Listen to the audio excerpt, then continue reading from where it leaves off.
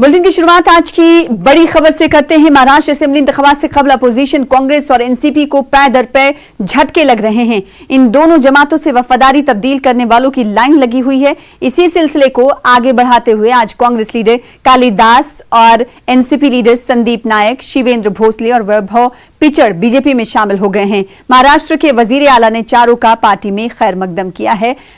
आप तस्वीरों के जरिए देख सकते हैं। अब से कुछ देर पहले इन चारों ने बीजेपी का दामन थामा है। इससे पहले हमने देखा कि कांग्रेस से लगातार लीडर बीजेपी का और शिवसेना का दामन थाम रहे हैं और एनसीपी को बड़ा झटका माना जाए महाराष्ट्र में, क्योंकि एनसीपी के 3 कद्दावर लीडर आज बीजेपी का दामन उन्होंने थाम लिया है। अमित रॉय हमारे साथ जुड़ चुके हैं। अमित, कुछ देर पहले हम आपसे बात हो रही थी और इस वक्त जो हम तस्वीर देख पा रहे हैं उसमें ये वजीर आला महाराष्ट्र इन चारों का खैर मकदम करते हुए दिखाई दे रहे हैं। बड़ा झटका महाराष्ट्र की तारीख में एनसीपी और कांग्रेस के लिए।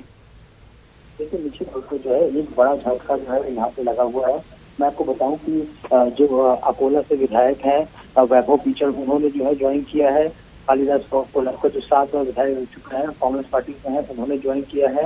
इसके अलावा जो है नवी मुंबई से जो है संदीप नाइक ने ज्वाइन किया है और यह शिवेंद्र राजे भोसले जो सातारा से विधायक आते हैं एनसीपी के, उन्होंने ज्वाइन किया है। इसके अलावा जो पूर्व मेयर है नवी मुंबई की, उन्होंने ज्वाइन किया है। ये सारे लोगों ने जो ज्वाइन किया है और मधुकर पिचड़ जो संस्थापक सदस्य रहे हैं एनसीपी के और पूर्व मंत्री रहे हैं, और उनके बेटे जो वैभव पिचड़ जिन्होंने ज्वाइन किया, उनके साथ साथ मधुकर पिचड़ ने भी ज्वाइन किया है। तो कहीं न कहीं जो है एनसीपी की कमर जो है लगातार टूटती हुई नजर आ रही है।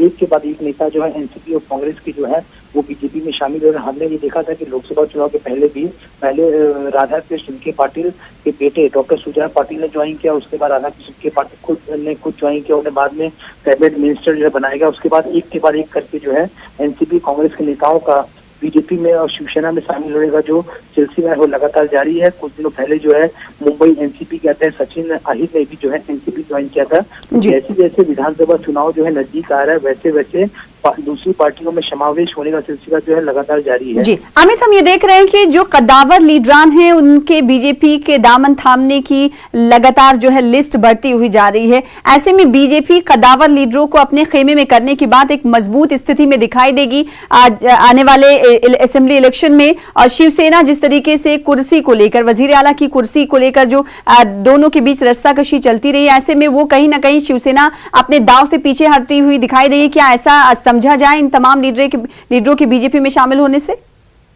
पिछली बार भी ये देखा था कि लोकसभा चुनाव जो है दोनों ही पार्टियों ने मिलकर लड़ा था।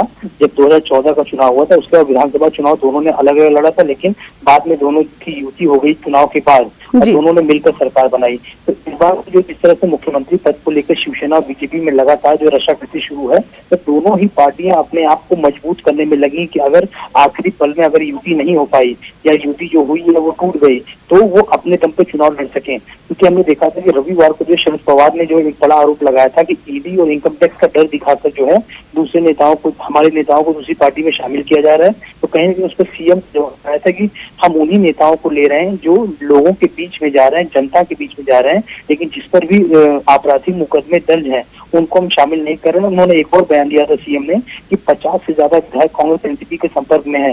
तो हम ये देख रहे हैं कि लगातार जो है बीजेपी शिवसेना में शामिल होने का सिलसिला जारी है।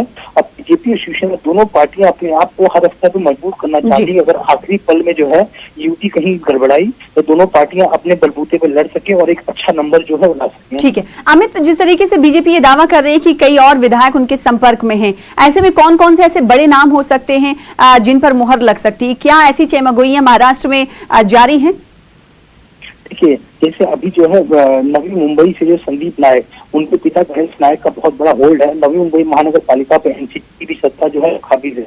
तो गणेश नाइक भी 2014 में हार गए थे चुनाव, लेकिन अभी संदीप नाइक ने जो है एंट्री की है बीजेपी में। उसके बाद गणेश नाइक और उनके साथ साथ जो है नगर सेवकों की भी बात चल रही, तो वो भी जो ज्वाइन करेंगे यहाँ पर। तो एक तो नाम गणेश नाइक का बड़ा हो गया।